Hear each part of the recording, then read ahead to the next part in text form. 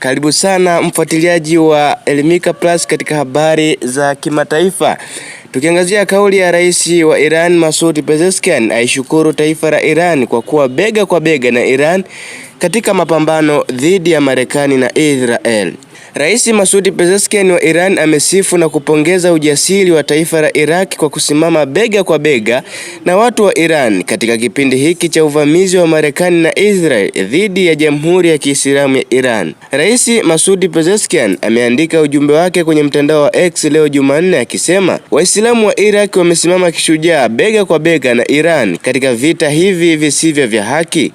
Kusimama huku kidete hakutokani na ukuruba wa kijiografia bali ni kwa sababu ya kihistoria, utambulisho na maadili ya pamoja ya kidini. Ameendelea kwa kusema kuwa ninawapa mkono wa heko wananchi, maafisa wa serikali na wapiganaji wa Iraq huko Mesopotamia, na ninathamini uthabiti wenu na ninaheshimu kujitolea kwenu, amesema Rais Pezeshkian. Wakati huo huo, Rais wa Iran amesisitiza udharura wa kuendelea kusimama imara taifa na serikali dhidi ya wavamizi. Rais Masoud Pezeshkian amesema pambizoni mwa kikao cha baraza la mawaziri kwamba ana matumaini na mustakabali wa nchi na kusisitiza umuhimu wa kuendelezwa kwa mapambano na wananchi na serikali dhidi ya wavamizi hao.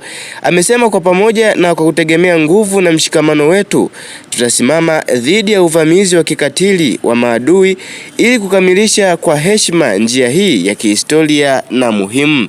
Wakati huo waziri wa mambo ya nje wa Iran amesema kuwa wakati umefika wa kuwafukuza wanajeshi wa Marekani katika eneo la magharibi mwa Asia. Said Abbas Araghchi amesisitiza kuwa adui mchokozi haheshimu wala kuwajali Waarabu au wa Iran.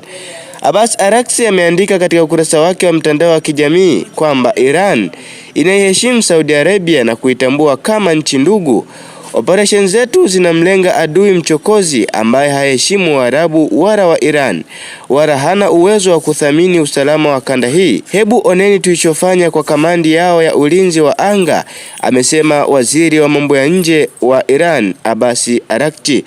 Kwa habari za uhakika na matukio usite kusubscribe. Hii ni Elimika Plus.